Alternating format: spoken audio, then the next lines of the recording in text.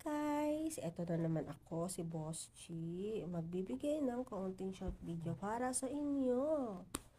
Okay guys, nagbabantay ako ng bata ngayon. So, naisip kong magbigay ng short videos para sa inyo. Basic language tayo. Sign language, diba? Bibigyan ko lang kayo ng 4 na klase ng sign language, ha? Mga guys. So, bagong lahat, paki-follow ang Facebook page ko, paki-subscribe ang YouTube channel ko, guys. Tulong lang and like and share na rin po all my videos, guys. Kasi more on tutorial and inspirational tayo sa ating mga tinatangkilik ngayon. Huwag muna tayo sa stress ng Pilipinas. Okay, guys, start ko. First sign language na natutunan ko. If ever na may ma-encounter kayo na need niya ng sign language to understand or communicate. First sign language is stand up. Tatayo.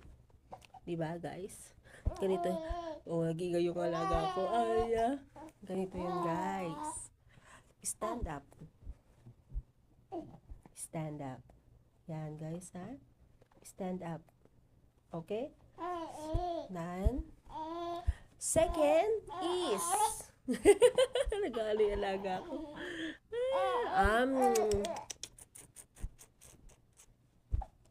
Second is wash. Crawl mo na like this. Wash. Yes. Stand and wash. Third. Ha? Pakikinig din yung aking alaga. The third one is now.